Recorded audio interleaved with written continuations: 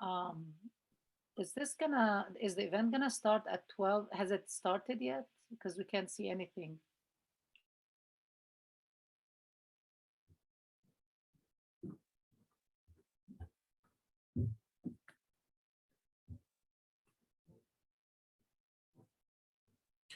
So good afternoon, everyone, and welcome to our event to celebrate public speaking in our daily lives. This is our first event here at CSUSP to focus on the practical aspects of public speaking, and we hope to make it a traditional event that we have every year. And before we begin, we would like to take a moment to acknowledge the land that we are on right now. And at this time, I will read for you the CSUSP land acknowledgement.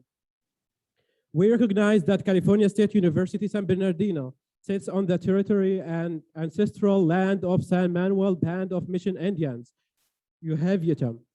We recognize that every member of CSUSP community has benefited and continues to benefit from the use and occupation of this land since the institution's founding in 1965.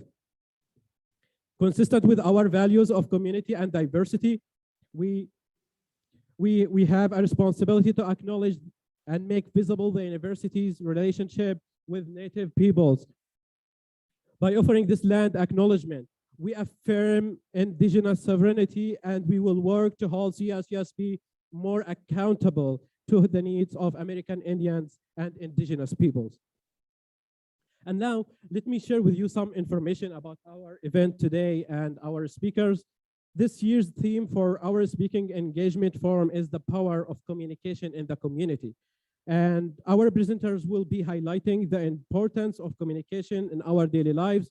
During our time together today, you will hear from Beverly White and an acclaimed journalist for NBC4. And also we will hear from our own Coyote professors, Dr. Theo Mazumdar and Dr. Larry High. The power of communication in the community is an event aimed to display the practical aspects of public speaking in careers. The CSUSP Communication Studies Department, in partnership with the Students for Justice in Palestine SGB Club, has assembled a group of professionals who utilize public speaking skills in their day-to-day work. While public speaking is often seen as intimidating, the skill is incredibly useful and versatile in today's job market. After hearing about the experience and responsibilities of the speakers, you will have a broader understanding of how communication and public speaking can be utilized in your future career and also in your community.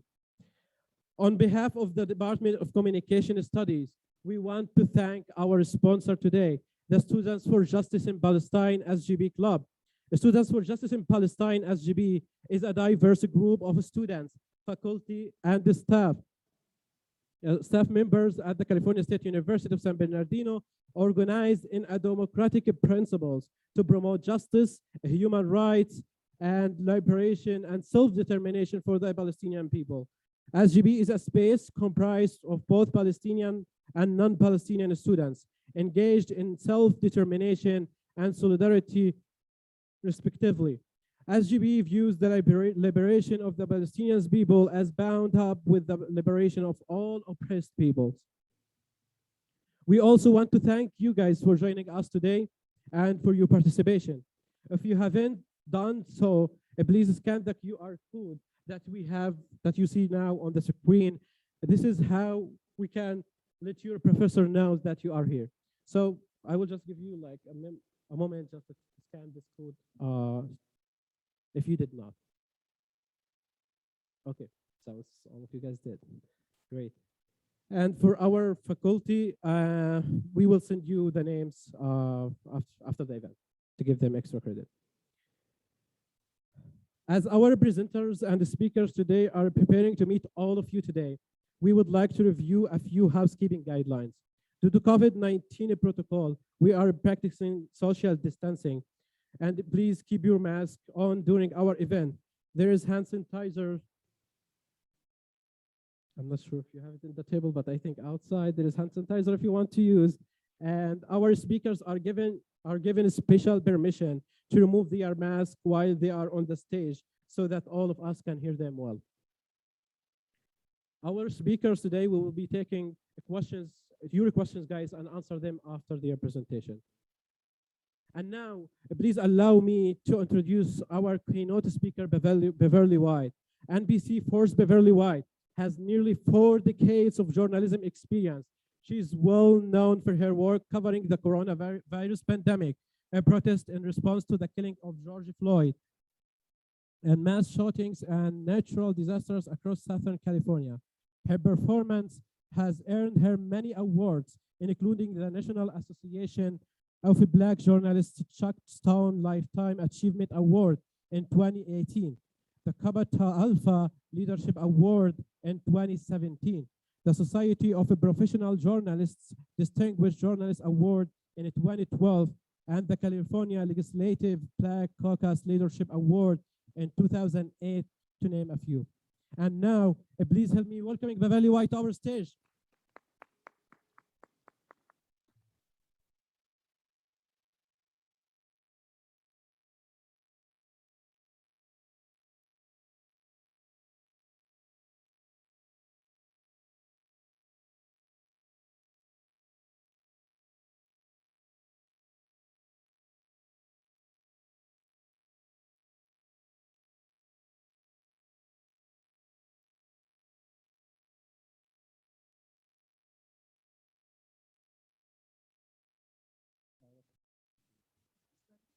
And thank you. Uh-oh, is this on? Yes, it is. Thank you very much. I have to lower it just a bit so you all can hear me. I can't believe I get to take off my mask. This is so good. Sincerely, thank you for the invitation to participate in the power of communication in the community. Before I dive in, I must thank the organizers and the sponsors of this amazing event. I know you all are probably weary. It's warm outside. You're wondering, who is this woman they invited to speak to us? She's on the news. We don't watch the news. Why should we care? But communication is significant, important, meaningful, powerful, and just bristling with potential for those of you who have yet to realize the full purpose and power of the spoken word. So that's why I'm here to underscore the fact that you can make a career out of talking for a living. I talk all the time and had no idea as a child it would manifest itself into something as fantastic, fun, and rewarding as a career, a long career, longer than I care to admit, in broadcast journalism. This topic is so meaningful to me, I'm suspending my self-imposed mandate to avoid large crowds and groups anywhere indoors to share quality time with you and to learn from the other speakers, by the way, because this is an excellent lineup I'm very proud to be a small part of today. Like many of you, non-essential gatherings are mostly forbidden in my household. You don't need me to explain why.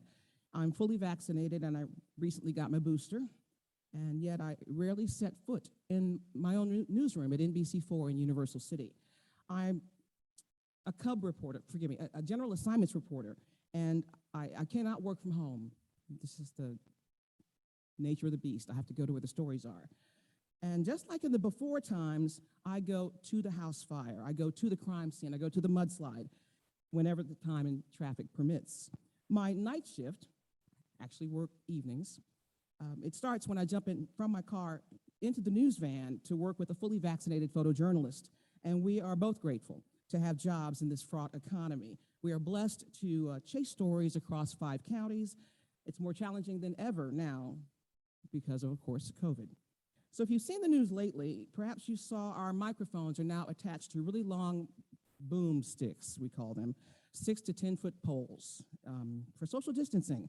And even during the racial reckoning protests and labor actions in the streets, we went out of our way not to be surrounded by crowds of potentially infected people. We use a lot of helicopter video for safety, and with permission, we utilize a lot of civilian cell phone video that's often found on social media. I'm sure you know about that. We have to work the outer edges of marches and protests to peel off the activists and the observers who are willing to speak with us. And the same goes for crime scenes and natural disasters. We have to shout at strangers through our masks to get their attention while maintaining social distance. And it's probably not what you think of when you think of public speaking, but it is how bold and specific conversations let me do my job, to tell relevant, meaningful stories and to hold the viewer's attention while respecting anybody, anywhere who is willing to talk to us. And it's tougher than you think to compel people these days to go on camera.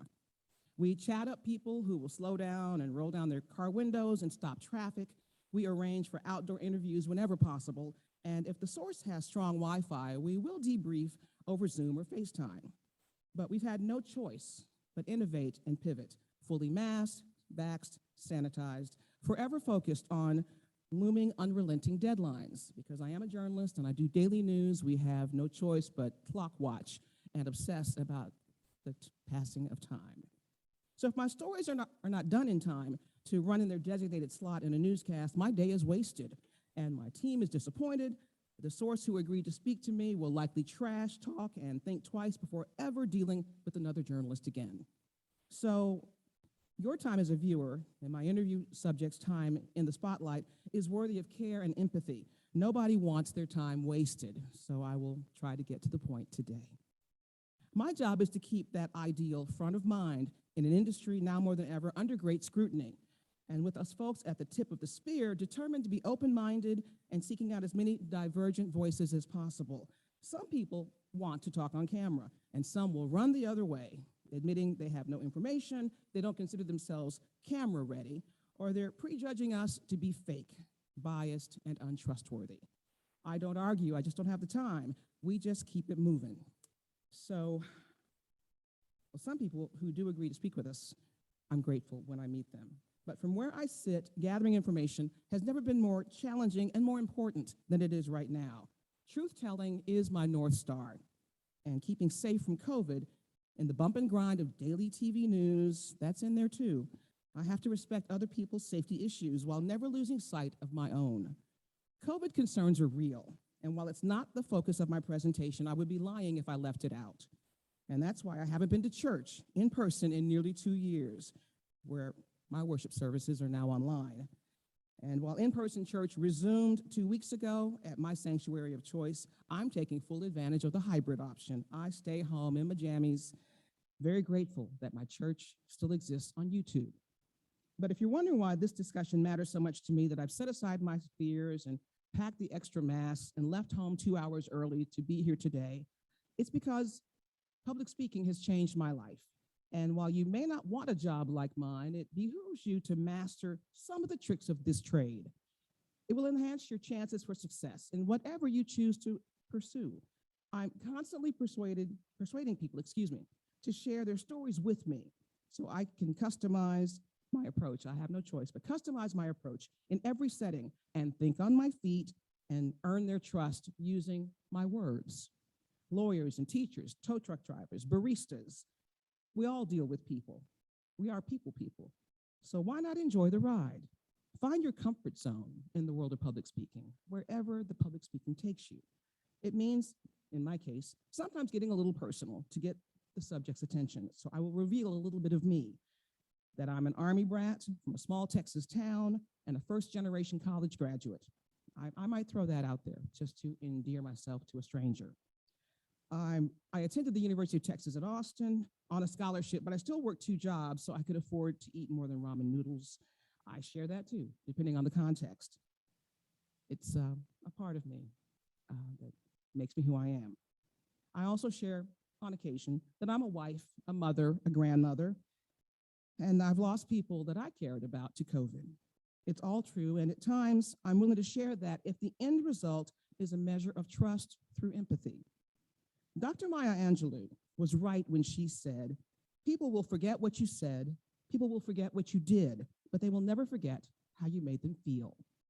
Public speaking, even in large settings like this, or small spaces, or one-on-one, that's my bread and butter. It's my sweet spot. I love to talk. It enables me to connect with people, to help people feel seen and heard, to let them know that their triumphs or their tragedies matter. So no matter your walk in life, communicating via public speaking is a gift. It can be the stuff of powerful memories and career-changing encounters. It's the personal touch made real. Your words, your interactions, your confidence come through, or can come through if you let it, if you're willing and able to stretch a little bit, to maybe get out of your comfort zone. All of that can happen through the gift, the blessing of public speaking. And no face mask can erase that power unless you choose not to use it. So I'd like to ask the technicians if we could watch a couple of videos I submitted just to make the point that I am a storyteller, that words matter, that even the spaces between the words, the pauses, the choices of the quotes and sound bites that we choose to use, all of that is a part of what I see as my package, my product, my use of my skills in public speaking. Take it away, please. Thank you.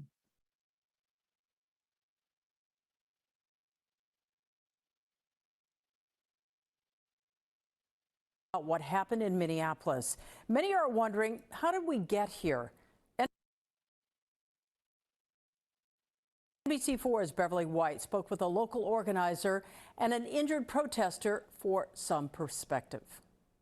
By now, you've seen Saturday's mashup in the Fairfax district of nonviolent marchers, destructive looters, and riot-ready police. Bradley Stain was there protesting when he says LAPD attacked an African-American woman and then turned on him when he tried to intervene. Aimed his rifle at me and shot me purposefully and directly in the genitalia, hit me in the groin region. I managed to turn around and just run. Stain wound up in an emergency room where surgeons treated his ruptured left testicle. This South African native famously fought apartheid in his youth and proudly supports Black Lives Matter now. If I could go out and march again tomorrow, I would.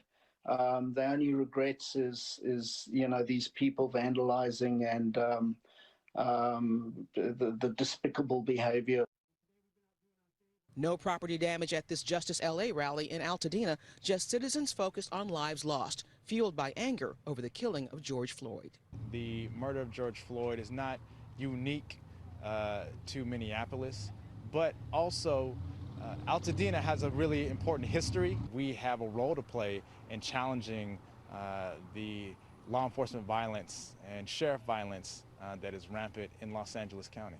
Change agents newly inspired, but not always in the streets. Because so many people have suffered at the hands of law enforcement violence. So many George Floyds across the country and so many others that we want to make sure that we have a path forward. I'm just as upset and as angry as a lot of these people because,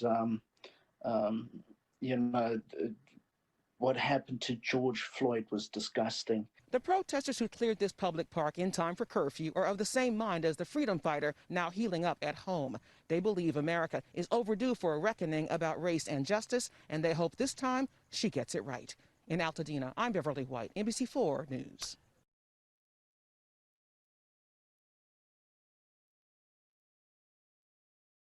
One more, if you don't mind. Doesn't matter which one. Has recovered from coronavirus after recently testing positive and forcing his family to quarantine. As NBC4's Beverly White reports now, the mayor is pleading for extreme caution to spare others this holiday season. As COVID cases skyrocket, the mayor's holiday message tonight was grim. Today, the county told us that in the last 24 hours, they learned that 145 Angelenos lost their life. A new peak. Garcetti urging households keep to themselves this Christmas, even as News Chopper 4 captured throngs of last-minute shoppers at places like the Grove. I want you to think about the loved ones around you who you want to protect and those loved ones you yearn to be by. Maybe you have even made plans after everybody testing to go visit.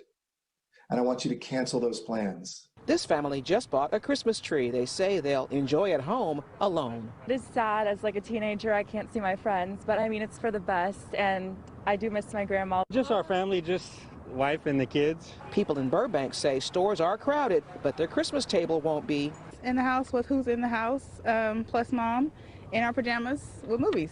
I haven't been in school, like, physically, and I haven't been in dance physically, so it's frustrating, but I understand. Just my parents and I are planning to stay at home. Mayor Garcetti says days of hope and health lie ahead, confirming yesterday a city-county partnership delivered Moderna vaccines to 17 skilled nursing facilities. And by the end of this month, we will deliver 69,000 vaccines at 339 skilled nursing facilities across Los Angeles. Garcetti wants older Angelenos to practice isolation. Not the typical holiday message, but these are not typical times. Make sure that more people are here a year from now, together.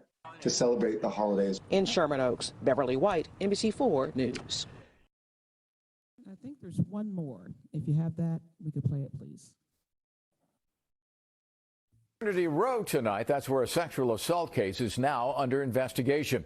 Police are looking into the possibility that drugs played a role in this case. NBC4's Beverly White spoke to outraged students who are taking a stand outside the now suspended Sigma Nu fraternity. No response from Sigma Nu fraternity members as protesters hung signs on their house supporting the 19-year-old woman who campus police say attended a party here last weekend and was sexually assaulted. Justice to me looks like the person who was in charge or the person who committed this gets arrested, gets prosecuted, gets expelled from USC.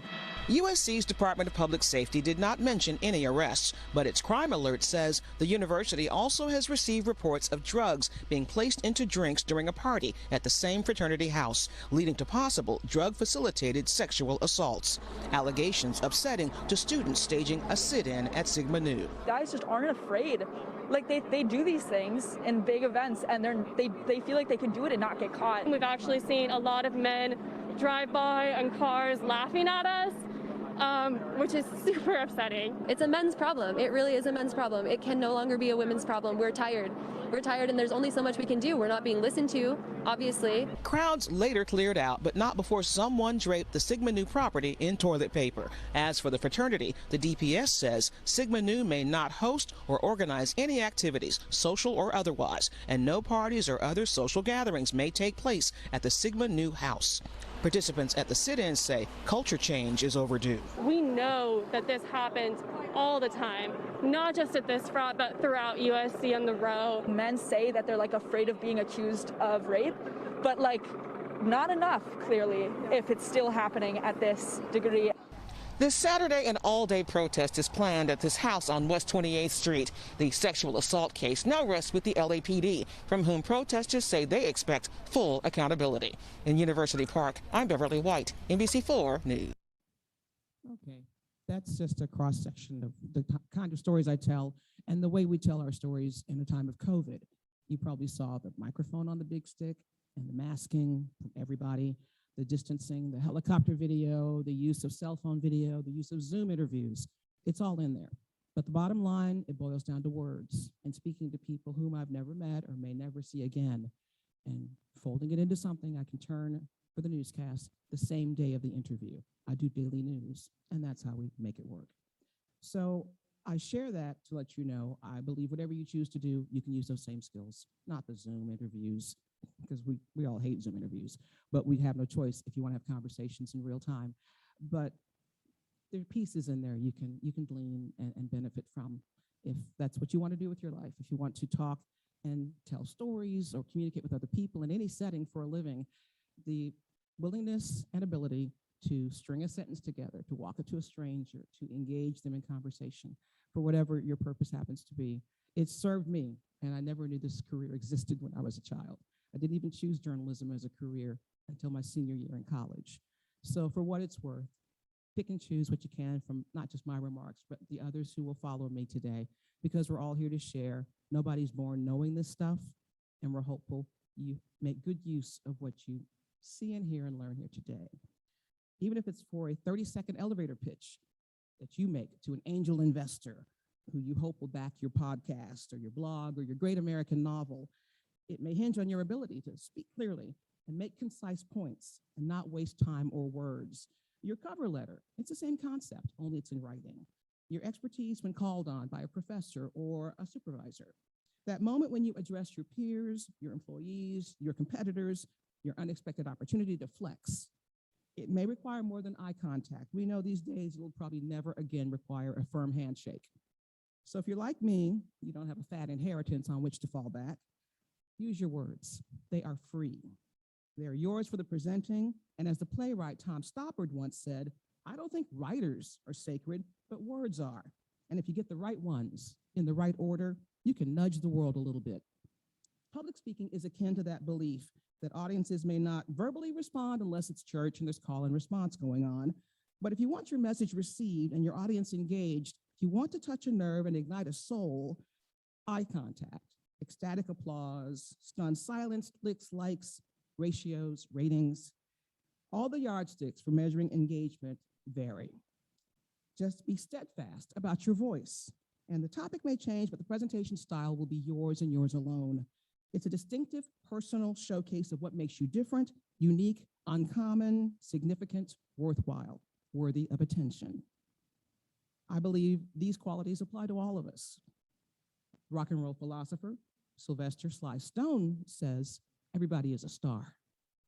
So as a trained observer and a professional storyteller, I expect thoughtful quotes and sound bites from every person I interview. Of course, that's wishful thinking sometimes, but compelling people to be generous, lucid, and truthful, it can be difficult, and some days it's not hard at all, but it requires the same talent and intentionality that brought me here today.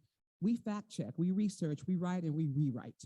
But none of that happens without a baseline of public speaking. I have to pitch my story ideas during the daily editorial conference calls on my job. And then I have to tamp down a stranger's inhibitions about talking to me on camera in a hurry, and perhaps for hundreds of thousands of viewers to see later. It starts with a conversation. I don't stage, I don't spoon feed, I don't pre-interview. But if you saw the plane skid off the runway, or the tree fall down on dozens of cars, or a grandparent that you lost to COVID, you care to share their story, or you lost cash to the shooter who escaped a bank robbery, I will try to find you, and I will try to persuade you to talk to me. Or I'll have to pivot to the next person if you turn me down. Public speaking is not as formal as it sounds. My introduction to working a microphone began when I was reading Bible verses as a child out loud in Sunday school, and then approaching strangers while trying to sell Girl Scout cookies. And then later, competing in high school speech club and struggling with snarky customers when I worked behind a retail counter. Then being a resident assistant in a college dormitory to put food on the table. All of these experiences helped me learn to speak my piece and to stand my ground before coming today to speak with you. Researching, writing, and talking for a living feeds my curiosity about human nature. My platform is broadcast news backed by the First Amendment, a place to share facts and emotion and videos and reactions and so much more. Hoping to inform audiences about everything from elections, water main breaks, to police pursuits. Yes, police pursuits. Even the death of Prince and the independence of Britney Spears. I've done all these stories and more. They're slices of humanity I've been able to report. They're newsworthy and notorious, all things that have happened on my watch. I believe the same skills that let me spend decades in TV news are useful in life and across all platforms. These skills are portable, and you've already got them. So please, make them work for you. Diversity, inclusion, and equity, it's not a mandate from on high for me. As a Black woman in a formerly all-white industry, I consider it my mission. So if you're a blogger, the publicist, the activist, the witness, approached by a stranger like me with a camera and a microphone, think of me and share your truth. Amplify your point of view and let your light shine. If you're a rising journalist, welcome to the ride of your life. It's literally a front seat to history. And in closing, a few final thoughts. Journalism is not the enemy. Sunshine is the best disinfectant. Live long and prosper. Thank you. Thank you very much.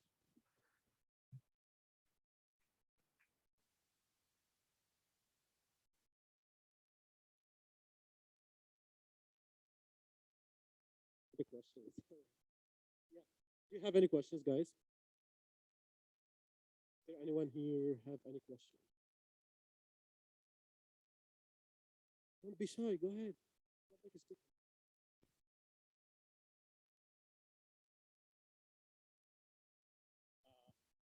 Thank you very much. It was very inspiring. Thank you. Thank you for being here, for inspiring our students. My name is Shafiq Rahman. I'm the chair of Community Studies Department. And, I'm very thankful to be here. My question, I really like your take on public speaking. And we are in the department, this is one of our classes that we offer. It's oral communication. It's a general education class. And I will just request you to just tell a little bit about a recent development that might actually impact this class and public speaking. California legislature recently passed a law. It is called AB 928, and the governor also signed the law, so it is a law now. So what it might happen, I think the intention was good. It just wanted to create a pathway for 2-year community colleges so that they can have a easy transition to 4-year institutions. But I think now that we are thinking that we are, reading the law closely, that it might actually potentially eliminate our oral communication. Yesterday, I was in a Zoom meeting with CSU Communication Department faculty and some of the 2-year college faculty, and they are very concerned. It will have a devastating effect on oral communication. My question is that, and I know that you are very passionate about it. It's one of your skills, and you are inspiring us. So, in your capacity, what can you do to help to make awareness? And I know that you talk to people who are in, power, in inform public opinion. So, okay, and I don't know how many people are aware of that. It's just recent. Yes, sir, this is news to me. And to answer your question, because I'm a journalist, not an advocate, what I could probably do or suggest you in the room who agree with your point of view that this law could be detrimental to the oral communication curricula, reach out to a journalist, print, broadcast, blogger, podcasts, anywhere you can get that conversation started, because you've got that insight. You are living the experience of the importance of oral communication. I'm a practitioner.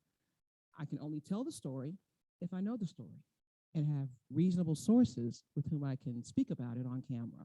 So if it's a statewide potential life-changing law, as you described, you're right. We should touch this story as early and as often as possible, but we don't know about it until you brought it up just now. I can honestly say I was unaware that Governor Newsom has the power to not sign it or to sign it and then make damaging policy real, if what you're saying is true. Oral communication would be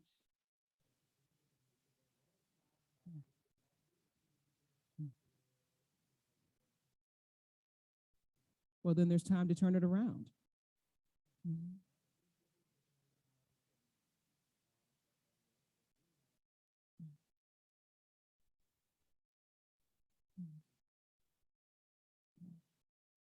Yes, sir. I think you could and should. And not just me, obviously. I work daily. That sounds like something that might require more introspection and a little more investigative reporting, so to speak. Just to put it in context, so many people don't know what happens in academia. Once they graduate, if they attend at all, they lose their connection. And they might write a check to the Alumni Association, but they don't keep up otherwise for how things change in these hallowed halls of information and education. They don't know what the kids aren't being taught. And right now, as the nation, knuckles down against so-called critical race theory, suddenly people claim they're concerned about curriculum, but that's only K through 12. You're speaking of the university piece, and it's important that oral communication stay there. It changed my life. I think it has a potential to change and improve many more. So on the face of it, it sounds like a righteous story. Making it visual will be tricky because a TV reporter like me will not only want interviews, I need access to a classroom where it's being taught, and maybe access to the politician who wrote it and didn't realize how potentially detrimental it would be. Do you know the person who's behind this piece of legislation by name? Okay. Mm-hmm.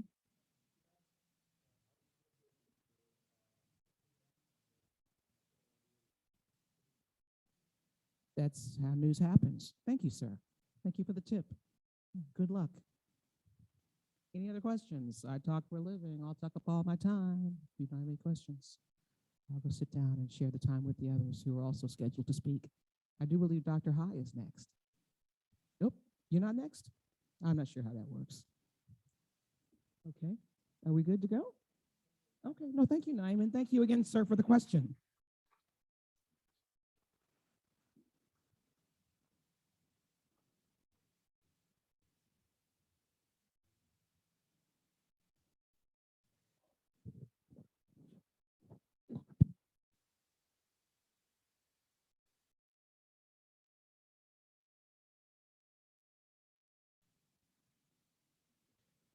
Thank you so much, Beverly White, for this informative and interesting presentation. And now we are going to listen to our second speaker, but let me first introduce him to you guys. The second speaker is Dr. Theo Mazumdar. He's an assistant professor of communication in the Department of Communication Studies. His research centers on the manner in which digital culture, uses, and norms influence public sector strategic communication and political communication. Dr. Mazumdar is a native of London, England, but he was raised in Houston, Texas. He received his doctorate from the Annenberg School for Communication at the University of Southern California. Please help me in welcoming Dr. Mazumdar here to the stage.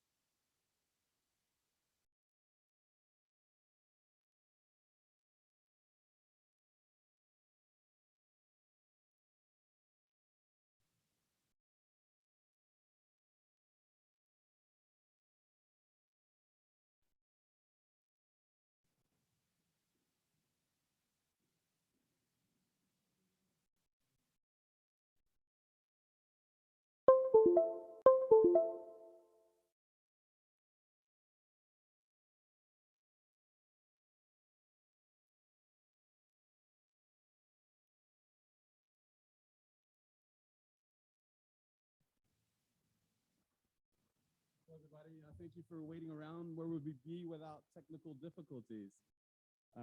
Thank you very much, Naeem, and thank you, Beverly. And I'm very grateful to be part of this panel organized by the Department of Communication Studies.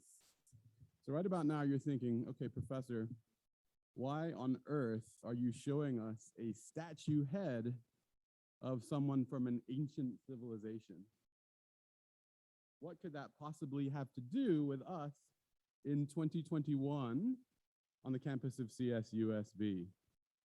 Well, the answer is quite a bit, because that is Aristotle, the ancient Greek, the father of rhetoric, which we can think of as the art of persuasion. And Aristotle and his fellow ancient Greeks gave us a really important contribution that we can use in our public speaking and when we try to persuade.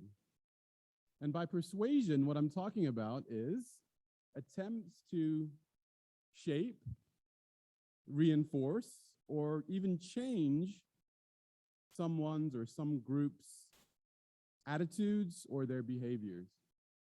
And so the Greeks, particularly Aristotle, gave us these three core components of persuasion from the rhetorical standpoint.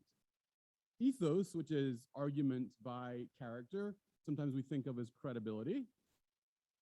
Logos is argument by logic, but not the kind of logic that you're used to thinking about, for example, from the perspective of philosophy or formal logic. And then pathos, which is a word that I'm sure most of you have heard, which means emotion, something really important when we're trying to persuade. So let's go through each of these, and I want to walk you through these and how we can apply these in terms of our own ability to be persuasive, including, and maybe especially, in public speaking. So first of all, ethos, argument by character. Well, when we're talking about ethos, what we mean is from the audience's standpoint. Does your audience, when you're talking, when you're speaking, giving a presentation, find you agreeable? And this breaks down into two ways. First is outward signs of ethos, and then there are inner qualities. So what do we mean by outward signs? Well, first of all, we mean, does the audience perceive the speaker to be of the same in-group? That's what we mean by shared identity or tribe. Feels like the same in-group. Second are things like uniforms and credentials, so that when you see an email from your professor that in the signature block always has the comma PhD, well, for one thing, we've earned that, right? We put a lot of hard work into that, but it also signals our argument by character having attained that degree of education, right? Or you might see a firefighter or a policeman or woman wearing medals or the insignia of the department. That's another way to argue by character. Then we have physical appearance. Does this audience think that the speaker looks the part? If so, the audience is likely to find the speaker agreeable and likely to find the speaker persuasive. And then finally, reputation, in other words, people's prior deeds. And that's kind of an interesting one because it follows the speaker around, right?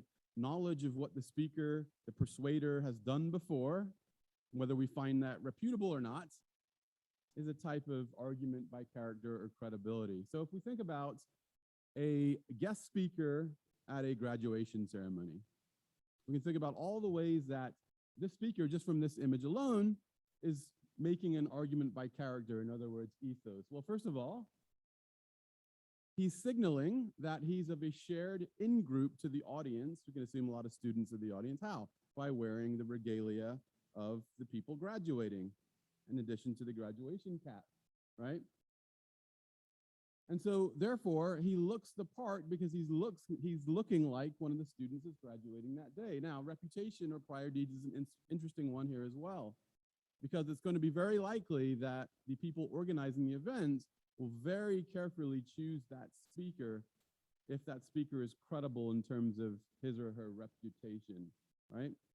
So these are outward signs of ethos. There are also inner qualities. And here what I've done is put what the Greeks called these qualities in white fonts, followed by how we can understand them in yellow font, okay?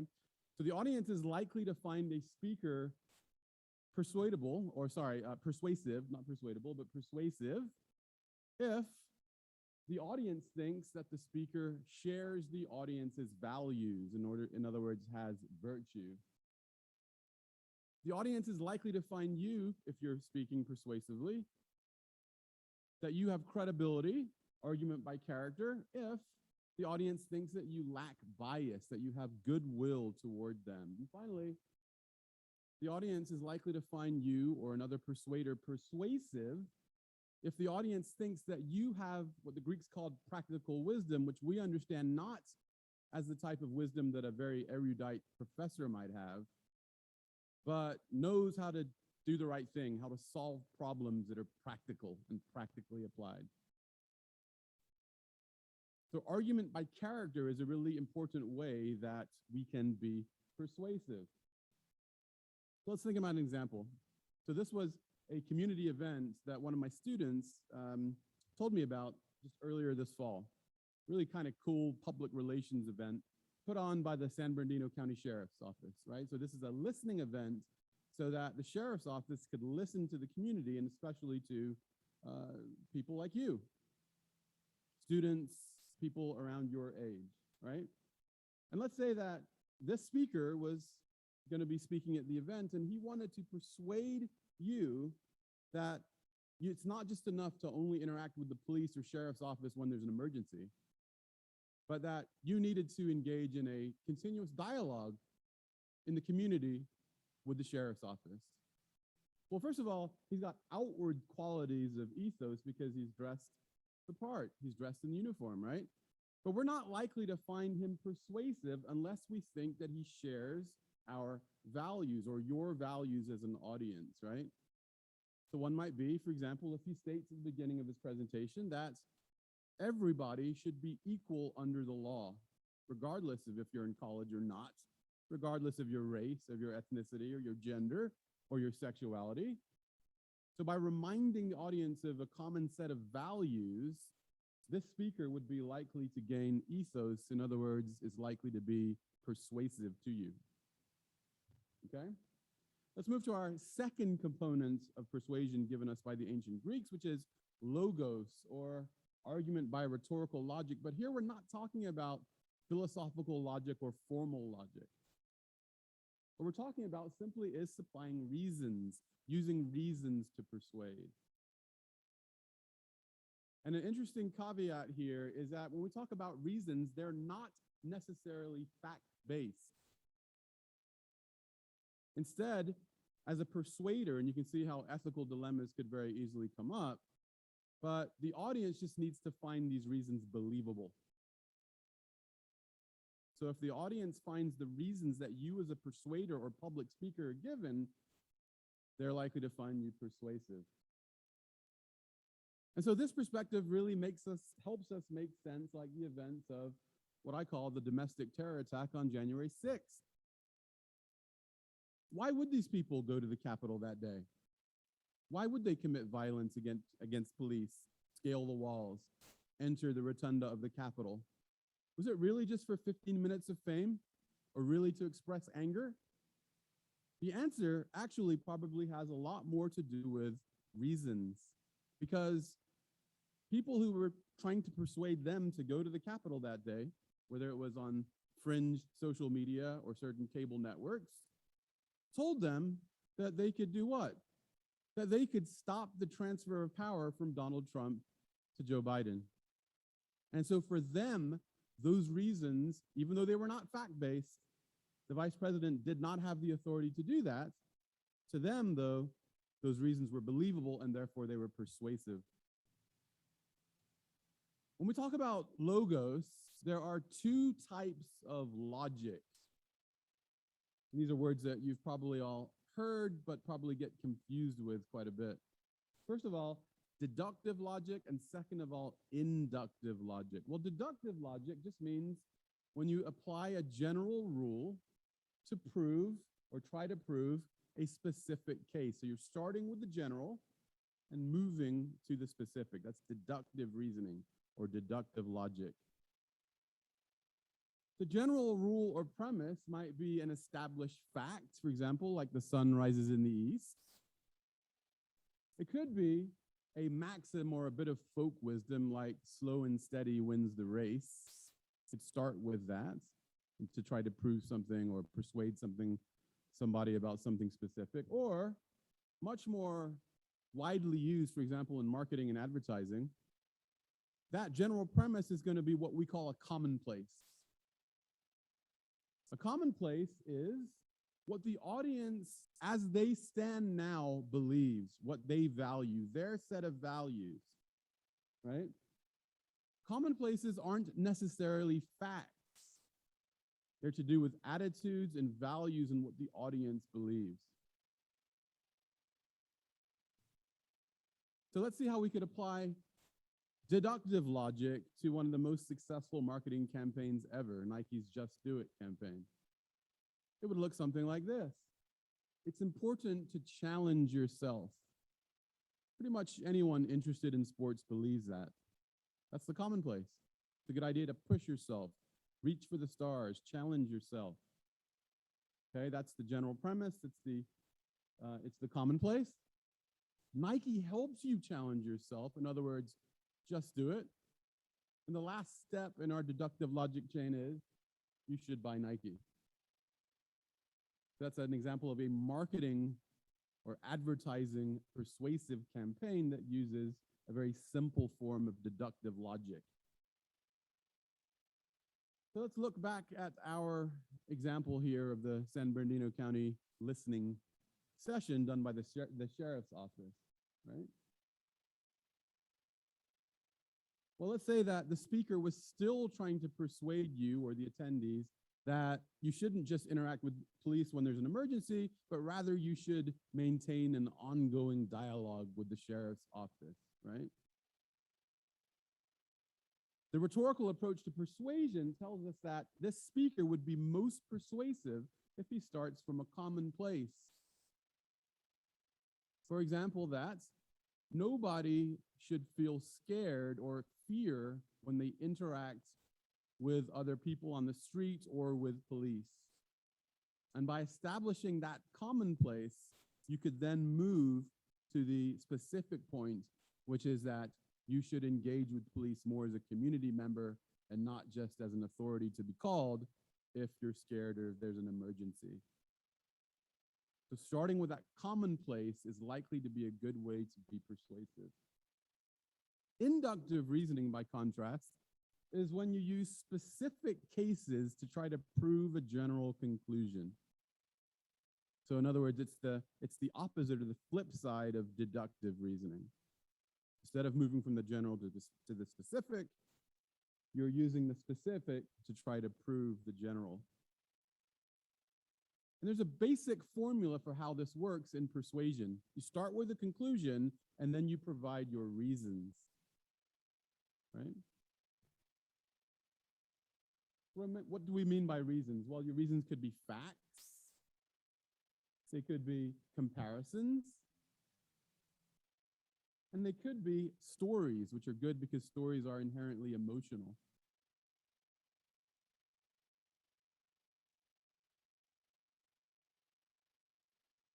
So look at this simple print ad that uses inductive reasoning and a comparison. You should buy a BMW on the basis that you can compare yourself in some way to the superhero Flash, who is defined by speed and agility. Right? Now, there's a very important point about when you should use the inductive approach versus the deductive approach. Remember, we talked about commonplaces, and that is when you have a set of values that the audience has that you can draw upon and show how you're similar to that in terms of your persuasion. But sometimes the audience's commonplace, their values, they don't work for you as a persuader. And in that case, it's a good idea to use this inductive approach rather than the deductive approach. So let's look at an example, another print ad that does this really skillfully. This is a print ad from the Worldwide Fund for Nature or for Conservation. I forget what's the ending of the acronym there. So here, the ad is talking about marine life, but not just any marine life, scary marine life, sharks. The idea here that we should save and protect sharks, we cannot use a commonplace because most people don't think that we should protect sharks. Sharks are scary.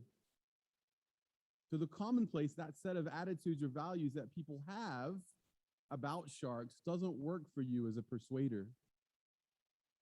So instead of using that first approach, the deductive approach, use a second approach, which is the inductive approach. And here, this ad is making a comparison. The comparison is that this might be horrifying, seeing that shark in the water, the fin above the water level. But what is comparatively more scary or horrifying is the lack of large marine life that would happen if a shark or sharks became extinct. So again, the commonplaces don't work because people are scared of sharks, so you use an inductive approach. You provide your reason, in this case, through comparison. So let's take a third look at our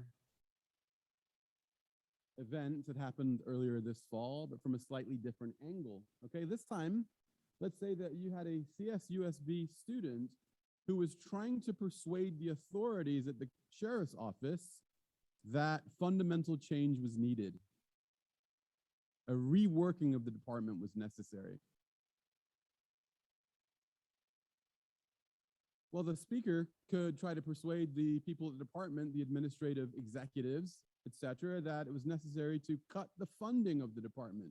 But that, from the perspective of rhetoric, the Greeks and Aristotle, would be too much to ask for. Why?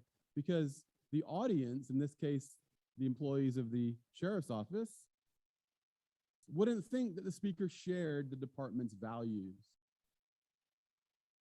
A better approach would be something like this: to try to persuade the sheriff's office that a fundamental reimagining of police training was necessary.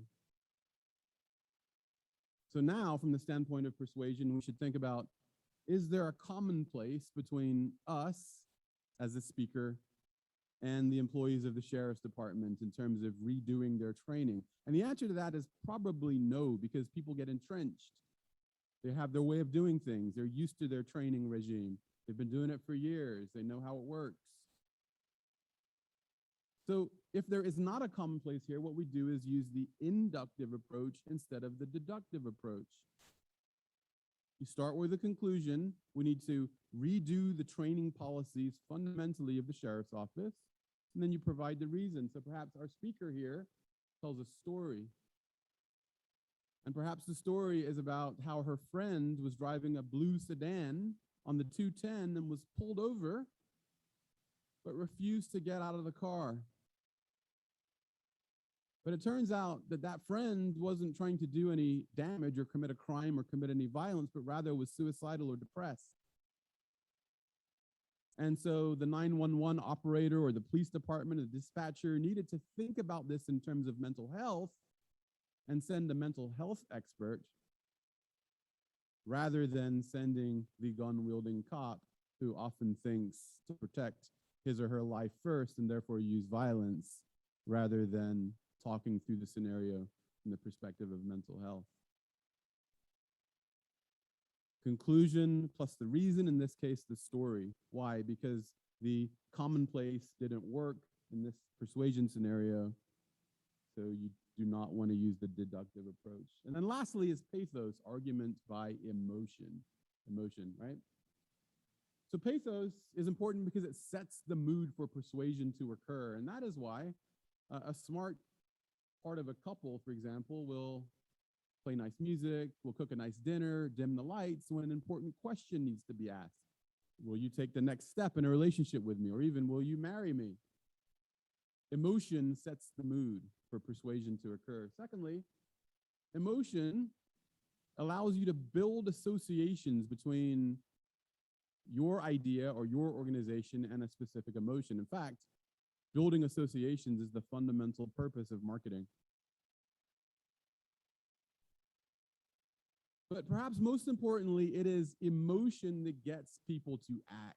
If you want to persuade someone to do something, to take a certain action, they have to care. The way you get people to care is by appealing to their sense of emotion, in other words, pathos. So there are some specific emotions that work a lot better than others. And I'll just quickly run through these before I conclude. First is humor. People like well done, smart, articulate humor. Now, it turns out that humor by itself is not enough to get people to act, but what humor does is it disarms the audience and helps set the mood for your persuasion. So a witty, well-told brief joke can be a key part of a presentation that you might give.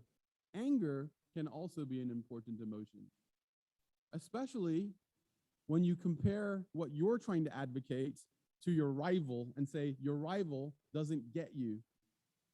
They don't get your concerns and therefore they're belittling you. So if you can stoke a sense of anger in your audience, you can be persuasive. Third is what the rhetoricians call patriotism, but here we don't only mean national patriotism. Here we just mean in-group loyalty.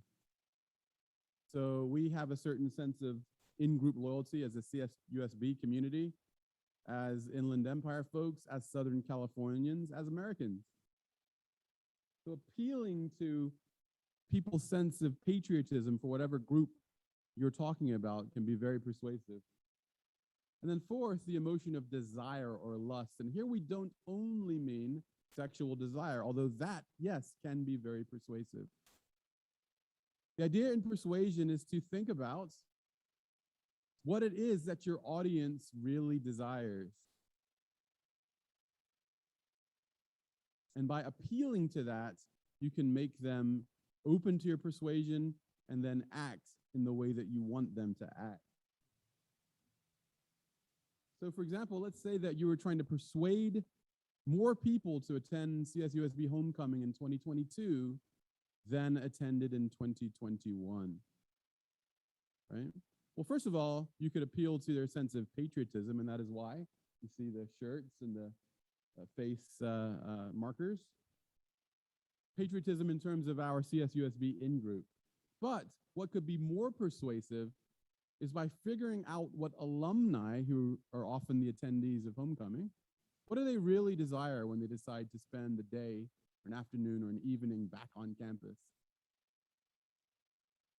Do they desire to feel a little freer and younger as when they were on campus, maybe strutting around? Do they desire to give back to the place that they think helped launch their career? Do they just desire to be around an environment that isn't the grind, of the 9-to-5 work day? And so by figuring out what it is that they really desire in terms of committing to attend homecoming on campus when there's a million other things they could be doing, that is what you want to place in your persuasive appeal to actually get people to act. In other words, not just change their mind, but commit, in this case, to showing up on campus for the festivities. Now, it's important to remember that we shouldn't think of these core components of persuasion in isolation. These work together, and these elements are present in most successful persuasion appeals. So I urge you to think about using ethos, pathos, and logos next time you give a presentation. How can you best make your argument by character? How can you best supply reasons? How can you best use emotion to persuade? You can also think about this when you write a cover letter and you're trying to persuade somebody to notice yours and give you an interview. So think about these components given us by the ancient Greeks and how you can utilize them to make yourself a better, more effective persuader. The banner here is covering up my email, but I'm sure you can find it. Thank you for your time. Do you have any questions before we move to our next speaker?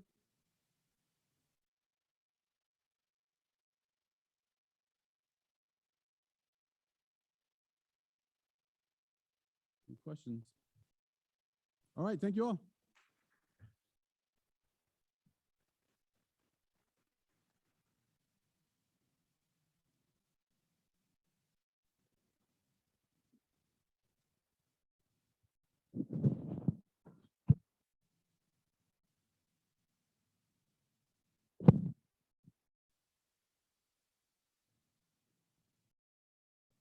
Thank you so much, Dr. Mazumdar, for this great presentation.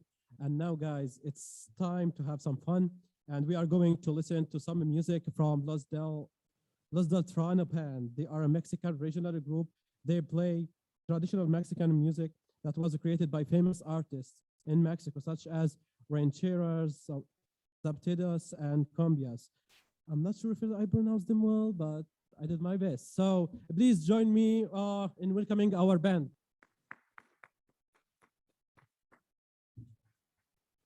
I think we just have Robin here.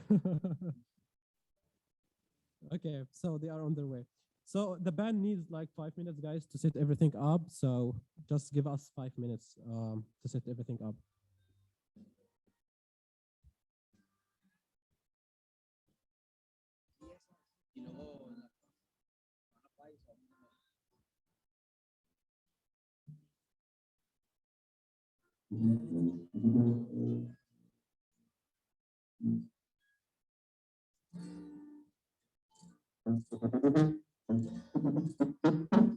¿No suena?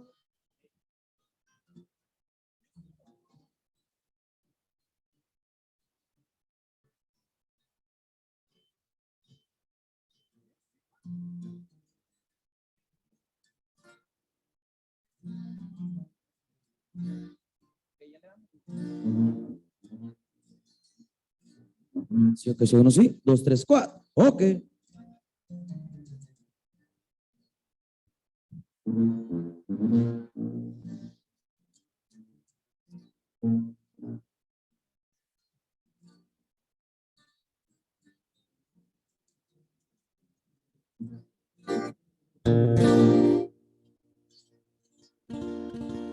Ok, ok. Damos inicio pues su grupo Los del Trono, amenizándolo con algunas cancioncitas de lo que tenemos ahí en el repertorio y dice más o menos, échale.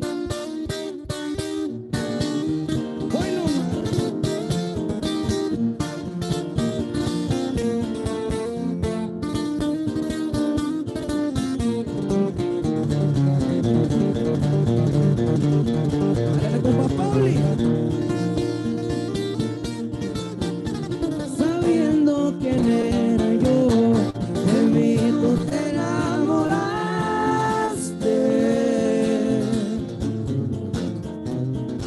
Yo no cometí el error, tú sola te equivocaste. Sabiendo quién era yo, aceptaste ser mi amante.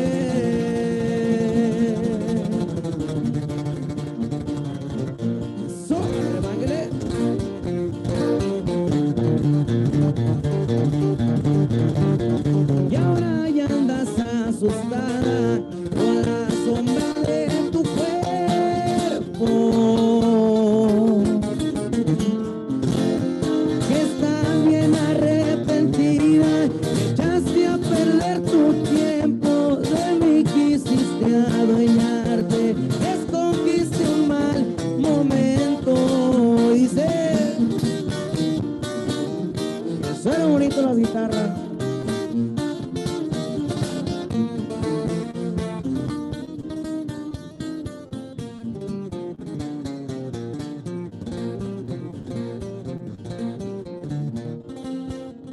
Hoy te alejas ya de mí porque estoy comprometido.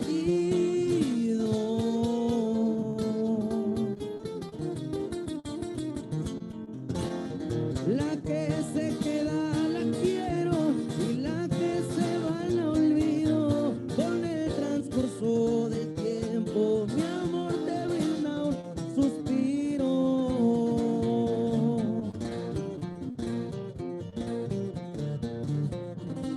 Sabiendo quién era yo, de mí tú te enamoraste.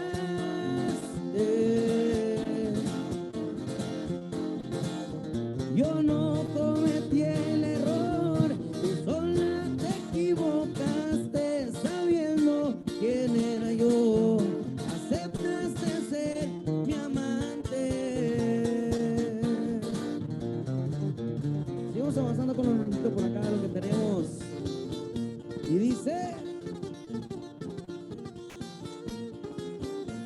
es una mujer bonita la que anduve pretendiendo. La seguí por 8 meses y apenas me está queriendo.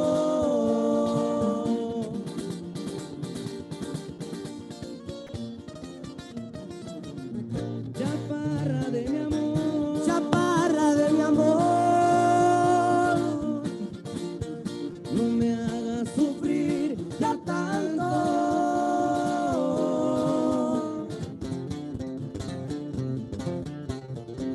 Tú dices que otras quiero y por ti yo ando penando.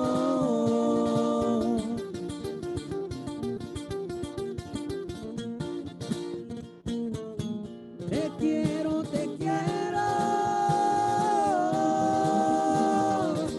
te adoro y te extraño. Y así mi vidita, yo te lo juro que te amo tanto.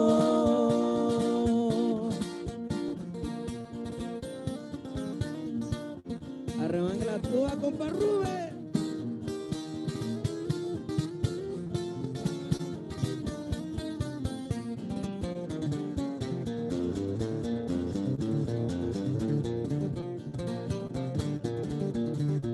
Chaparra de Mailón, chaparra de Mailón, no me hagas sufrir ya tanto.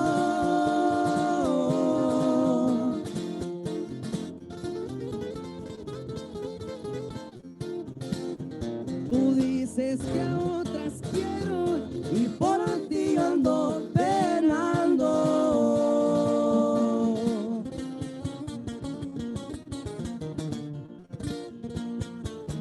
Te quiero,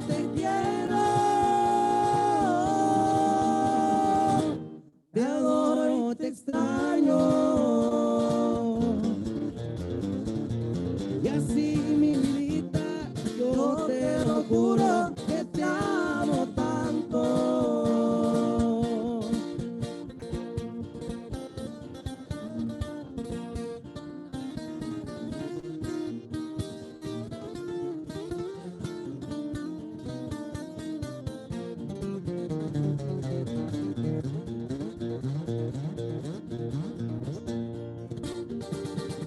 Maquillaje a granel, usaba diario y vendía su piel a precio caro, de las 8 a las 10.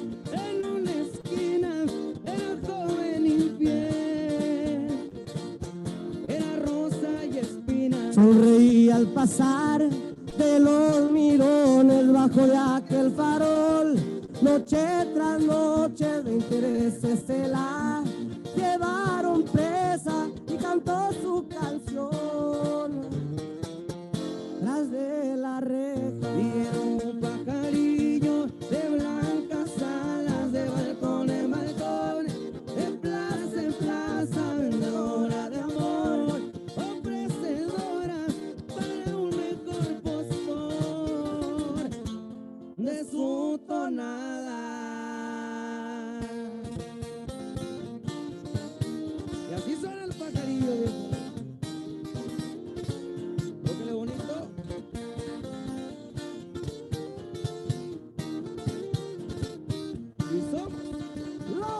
abandono.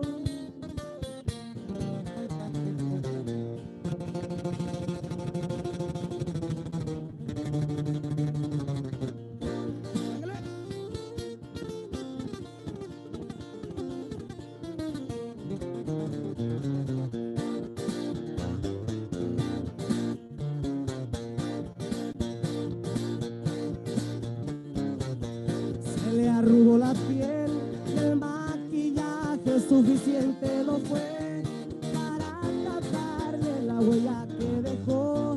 El sexto invierno se le acabó el color, ya está el aliento. Y sonreía al pasar de los mirones bajo de aquel farol.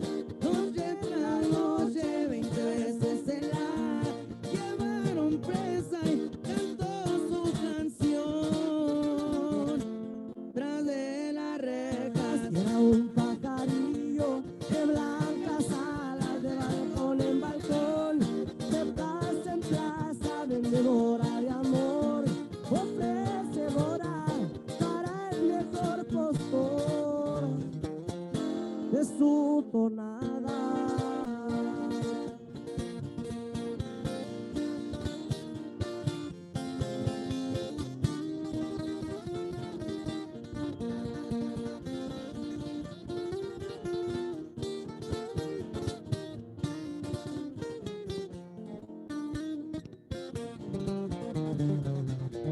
Seguimos con los norteñitos por acá. Se va muriendo mi alma y que suena bonito, compa. Dice. Eso. Y escucha el público, güey.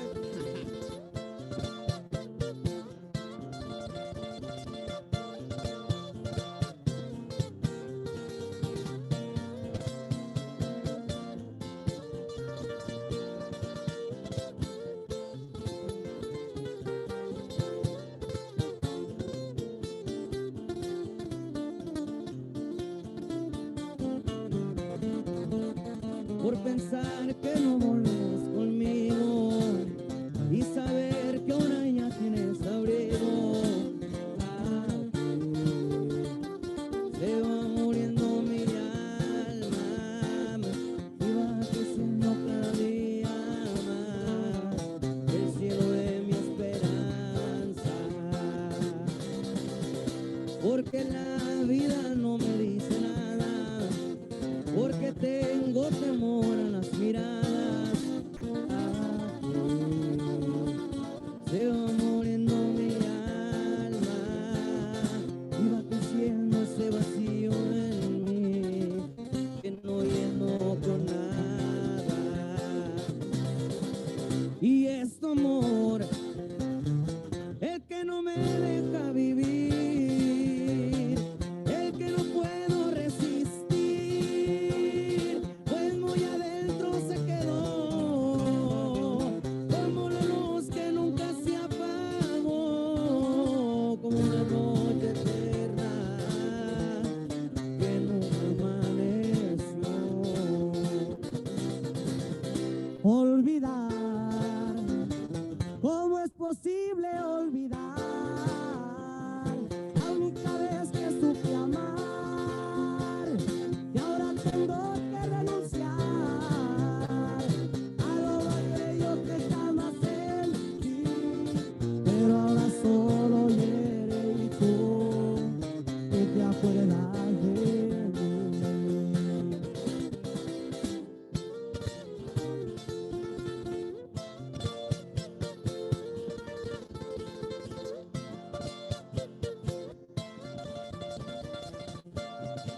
Eso. Lo que le valió, o sea, oíste, bebo.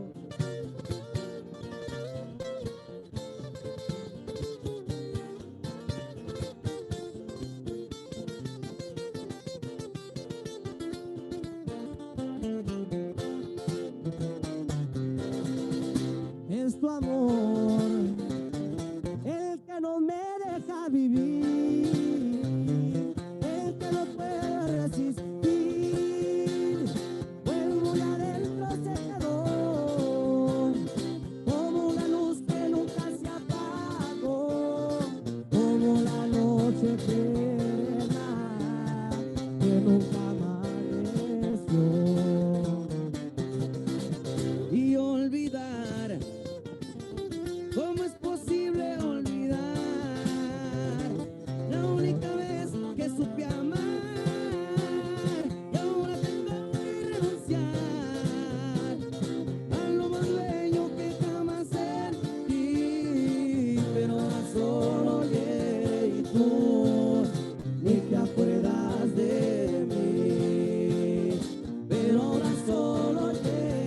tú y te acuerdas de mí.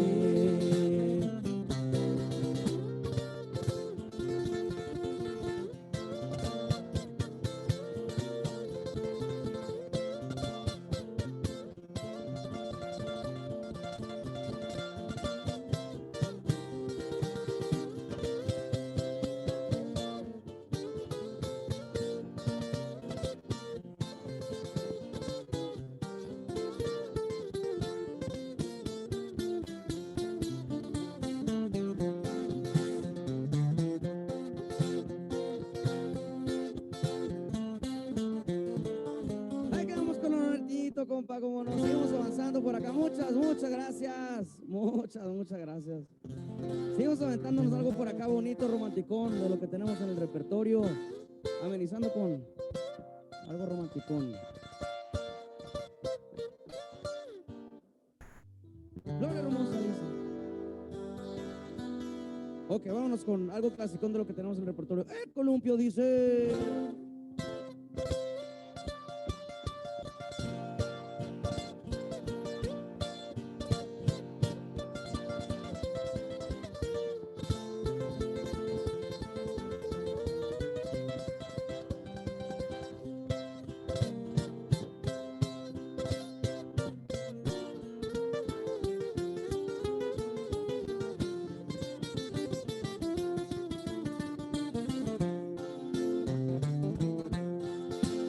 ¿Cuántas veces te dije llorando no juegues conmigo y me eches mentiras?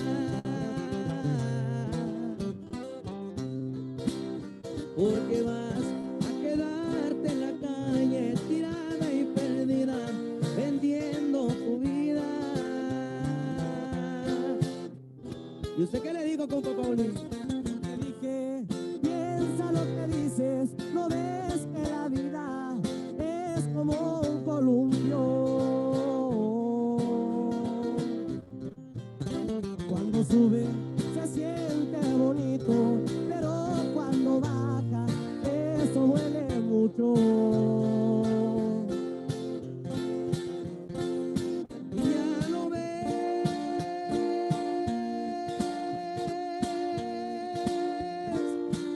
hoy te encuentras perdida vendiendo tu vida y yo muy contento. Quiera Dios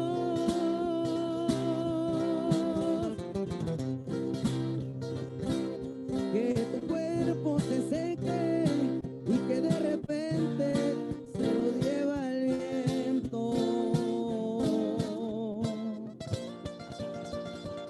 Y así suenan los piratones de los del trono. Suena bonito, viejo.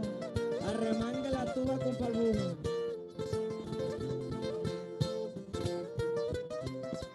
Guisándose.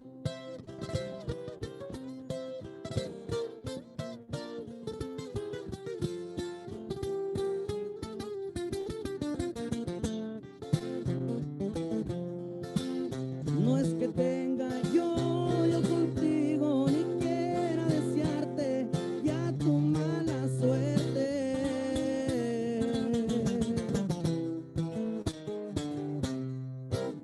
Pero sí viviría agradecido si en estos momentos te lleva la muerte. Ya lo ves, hoy te encuentras perdida vendiendo tu vida y yo muy contento. Quiera Dios que tu cuerpo se seque y que de repente se lo lleve el viento. El columpio, muchas gracias. Con esto nos pasamos a tirar con permiso. Espero lo hayan disfrutado. Hasta pronto. Thank you very much, Sinaloa.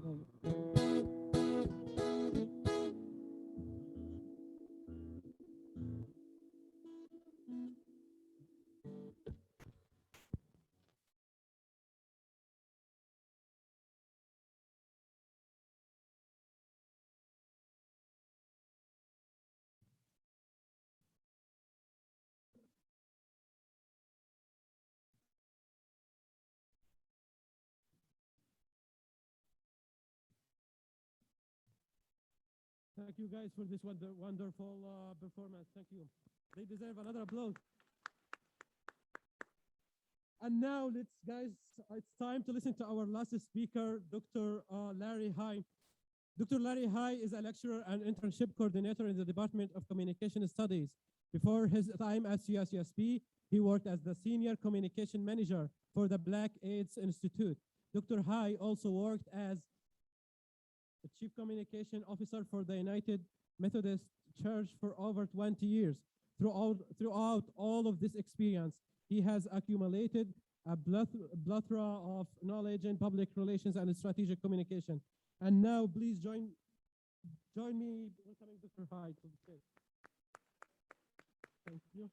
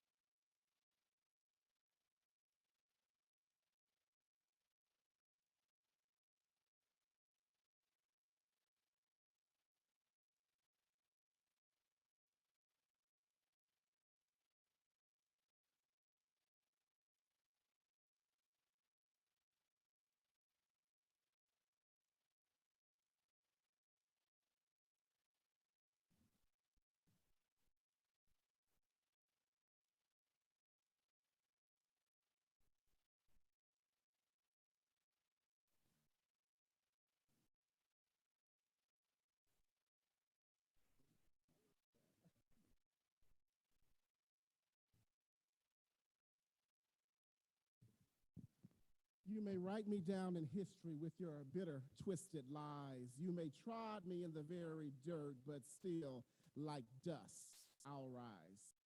Those are the opening words of Dr. Maya Angelou's poem, Still I Rise. As I reflect upon our theme, the power of communication in the community, I hear these words because they echo my family history and the ever-evolving American story. I hear these words because they speak about and to my defined yet eclectic community. This afternoon, as we reflect upon the power of communication in the community, there are two questions before we leave that I want to pose, two questions that I want for us to ponder. First and foremost, how do we share our stories? And then secondly, how do we create meaning in emerging realities that are not yet defined? First, how do we share our stories? To communicate effectively in the community, you must know your story. I begin with my own family's history. It's not only my family's history, but it's my story as well. This is a photo of my maternal great-great-grandfather, Ned Sampson Colbert Moon. He was a freed slave who migrated by ferry boat after slavery from Macon, Georgia to Ore City, Texas, when Texas was a republic and it was quite unsettled. My story did not begin with me. Here is a photo of him with his sister and children. My great-grandmother, his only daughter, Susie Elizabeth Moon Black, is standing to his left. He was a farmer and owned a cotton gin. At the time of his death on August 17, 1919, he had purchased 929 acres, had a cash balance of $12,000, and plenty of livestock and fields of crops. Our family still owns the land to this day. What's your story? My paternal great-great-great-grandfather was Sam High, and Sam was born a slave in South Carolina. He was later sold and forced to move to East Texas with his new slaveholder and leave his family behind in South Carolina. He was a carpenter, and his slaveholder allowed him to keep a portion of his salary. He saved most of his money, and after the Civil War and the Emancipation Proclamation, Sam returned to South Carolina to rejoin his family and brought them back to East Texas. The photo you see is his grandson, my great-grandfather, Henry Ray High Sr., and that's my great-grandmother, Mary Virginia Buchanan High, Grandma Mary. And we call Grandma Mary, we called her our Karnak grandmother because she lived in Karnak, Texas. She lived to be 99 years old, and she passed away when I was in high school. When we were in elementary school, before we could stay by ourselves at home, my siblings and I, we would have to go to the family farm for Grandma Mary to babysit us when we had days off from school. I didn't like to go to Grandma Mary's because she did not have cable television. I now have precious memories because I remember going through family photo albums with her as she told our family history and her telling us about entries in the family Bible, which is where Black folks kept history back in the day.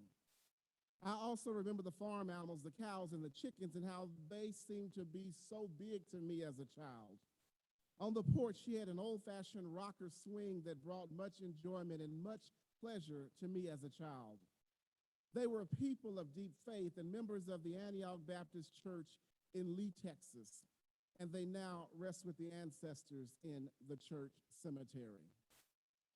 What's your story? The ancestors who have gone before me are part of my story. They are a part of the fabric and tapestry of the ever-evolving American story. In order to share your story, you've got to know your story. It may be defined, but it is not static. I can look around this room and see that each of you have a dynamic history and dynamic ancestry. That speaks to the breadth and depth of the narratives that are possible. And in order to share the story of community, you've got to know the story. And as you learn and discover aspects of the story, you've got to handle it with care. This afternoon, what's your story? As we reflect upon the power of communication in the community, we ask ourselves, what are some common aspects of good storytelling? First and foremost, good storytelling is simple. It's simple. Good stories are easy to understand. They're also told in a language that matches the way the intended audience communicates, so they don't need to spend time interpreting and then absorbing. Simplicity also aids in a memorability because the overall lesson is easy to grasp in summary. Good storytelling is emotional. Most of the memorable ones have humor, pain, or joy, sometimes all three. If every story was simple facts stated one after another, most of us would listen and we sure would not remember any of it. Good storytelling is truthful. The teller believes in what they're saying and are honest with themselves and their audiences about it. May not be believable to those who are not within close proximity to it, or even those of differing narratives, but that does not negate the need for the truth to unfold. Good storytelling is real. Good stories are first-hand experiences the teller actually witnessed, even if it's a story that's passed on generationally. An effective one still has an element of how that story relates directly to the teller, told in the teller's own words. Good storytelling is valid. Regardless of the audience size, a good story works for any audience. It isn't concerned with how many people can hear it, just that someone somewhere is listening to it. Are you a good storyteller? What's your story? As we reflect upon the power of communication in the community, we have to know our stories and we have to share our stories. With personal and professional travel, I have journeyed to 6 of the 7 continents, about 29 countries, and 47 of our 50 United States. These travel journeys help in the building of relationships with students and in the instructional implementation of culturally relevant content.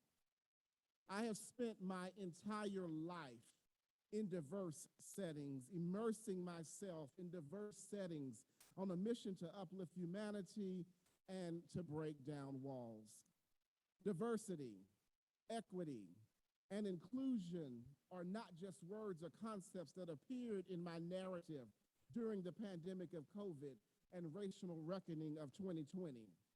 For me, it's a lifestyle. It's living, it's loving, it's respecting, it's valuing the presence of experience and the experience of every single individual. It's network building, and it's my story. This afternoon, how do we share our stories? To communicate effectively in the community, you must know your story. My friends, what's your story? As we reflect upon the power of communication in community, how do we create meaning in emerging realities that are not yet defined? How do we create meaning in emerging realities that are not yet defined? Friends, I will be the first to tell you that I'm a user of technology, but I can't set anything up. And our IT folks here at CSUSB will tell you that I cannot set anything up. Someone always has to help me with the setup of my various technology needs. Technology has changed, but the theories and principles and concepts of communication have not changed. We have many digital technology advances at our disposal and available to us, and I teach in our strategic communications emphasis, and I teach a strategic communications campaigns course in which students work in teams with a local nonprofit to create a full public relations campaign, and they execute a portion of that campaign during the semester. I was in high school and college in the 90s, and I began my communications career during the time back in the good old days before social media. Social media did not exist.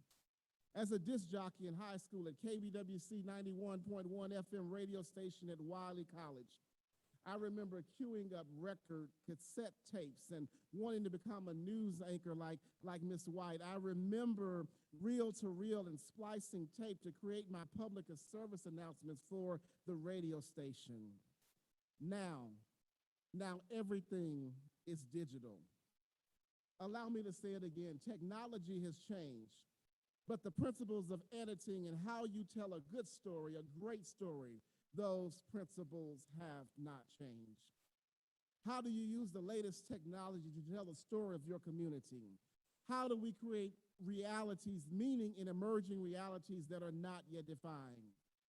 What is one platform? What is the platform that you've not tried that piques and strikes your curiosity?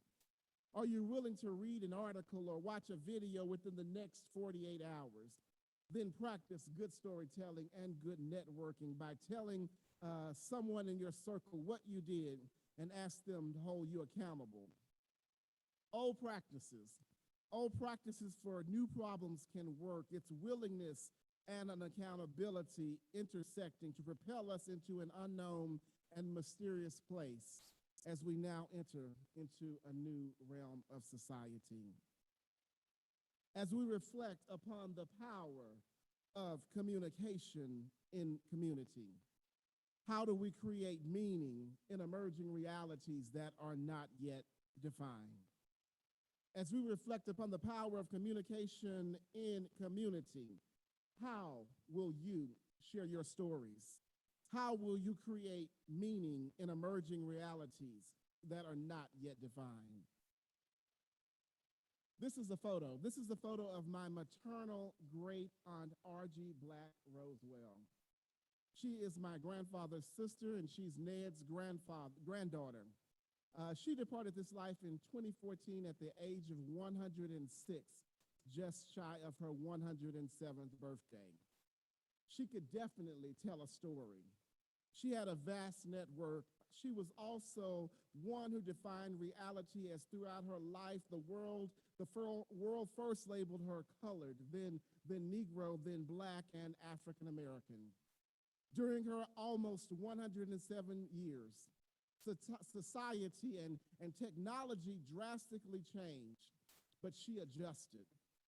When I moved to Southern California in 2002, I lived with her for a few months while I found housing, and it could have been an amazing reality show. The Bravo network had nothing on us, not the housewives, not Below Deck, not Little Women, not Married at First Sight. not the Kardashians. We would have been an amazing reality show that would have garnered high ratings for the network. I was in my late 20s and I came to Southern California still in full party mode, ready to go out and party throughout the week and the weekend, and she was in her 90s. It was a fun time, and I will always cherish learning from an elder in our family and listening to the stories that she had to tell. Aunt Argie loved chicken wings and Catalina dressing on her salad. She could have been a spokeswoman for Dr. Pepper. She drank more Dr. Pepper than water every single day. She also cooked with Old Bacon grease. There was a can up on the stove with Old Bacon grease. She was an active gardener, planting tomatoes and greens in her backyard every year. I miss her fresh greens cooked with the Old Bacon grease to perfection. Born in Ore City, Texas, she graduated from Central High School in Marshall, Texas in the 1920s and enrolled in Bishop College, where she pursued a degree in education. She said her uncle CJ gave her the entrance fees and the money for the first semester. Aunt Argie taught school for a few years in Avenger, Texas, in a community school with grades 1 to 12. And while in Avenger, she met the love of her life, Booker T. Rosewell, and they were married for 67 years until his death in 2007, 67 years after dating only a few months. They lived in Dallas for 20 years before moving to LA in June of 1956 and settling in the Hyde Park section of the city. They united with the First Bethany Missionary Baptist Church, and Argie became a homemaker, and Aunt Argie's faith always had a major impact on her life. She was a member of the church for more than 58 years until her death. She actively worked as a Sunday school teacher and was the president of the Missionary Society for 22 and a half years. Aunt Argie served as the leader for the midweek noon prayer service for 11 to 15 people each week in her home until she was 102 years old. Aunt Argie was active beyond her local church with involvement in the National Baptist Convention at the district, state, and national level. She conducted workshops, and in 1968, she started going to the National Convention. She said that traveling to the convention was her first experience, her first time riding on an airplane. And until 1999, she had only missed one convention, and that was the year her mother died in 1970. She also loved to travel the globe. She, on behalf of the Baptists, went to Argentina, Peru, the Holy Land, Brazil, Paraguay, Canada, Haiti, and Jamaica. I remember her and her prayer partner very well because the phone would ring every single morning at 6:30 a.m. The phone would ring, and her prayer partner would get on the phone, and they would pray. She would then get up and she would prepare a big breakfast with eggs and bacon and grits and toast and fruit and coffee, and she would get everything ready and she would place it out on the table before us, and we would then have to do the Baptist Sunday school lesson, and she would pull out this big old Bible and we do the Sunday school lesson, and then she would proceed into this long prayer. And I remember there was always food piping hot, ready to roll on the table while all of this was going on. But she would always end every prayer with, God, guide us, direct us, protect us, and correct us. And after all of that, then we could finally eat. If we want to be lifelong listeners and learners, we must be lifelong learners, and we want to be lifelong listeners. There is no time like the present to try some new ways, my friends. Try new ways to tell old stories. As we reflect upon the power of communication in the community, my brothers and sisters, we ask ourselves the question this afternoon: how do we share our stories? How do we create meaning in emerging realities that are not yet defined? Dr. Maya Angelou ends that poem with these words, the poem that I started with, Still I Rise. She ends with these words: out of the huts of history's shame, I rise. Up from a past that's rooted in pain, I rise. I'm a black ocean leaping and wide, welling and swelling, I bear in the tide. Leaving behind nights of terror and fear, I rise. Into a daybreak that's wondrously clear, I rise. bringing the gifts that my ancestors gave. For you see, I am the dream and the hope of the slave. And so I rise, I rise, I rise. My brothers and my sisters, this afternoon, what is your story? What's your story? As we reflect upon the power of communication in community, you've got to know your story, you've got to tell your story, and you've got to tell it well this afternoon. What is your story? Thank you.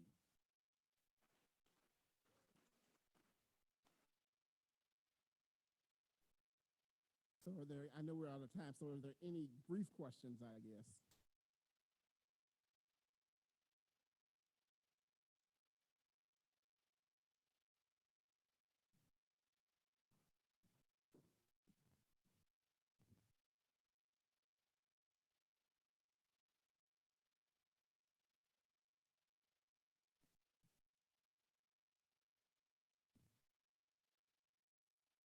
What a wonderful story. Thank you so much, Dr. Larry, as we know you for. As usual, he's amazing always. I talked with him in class before. He was my professor, and now he's my colleague. Thank you so much for this amazing presentation. And now, and let's end our, I want to end our event today, guys, by thanking every single one who worked to make this event happen. I want to thank our department, our speakers. I want to thank our sponsor, and I also want to thank all the professors who encouraged their students to join us today. And also, I want to thank the executive committee who worked day and night to make this event happen, and they really deserve applause from you guys. We have some of them here. We have Dr. Grant there. We have Nicholas at the end. So thank you guys for your work, and thank you guys for joining us today. I really appreciate that, and I hope that you gained something from today's event, and have a good rest of your day. Thank you so much.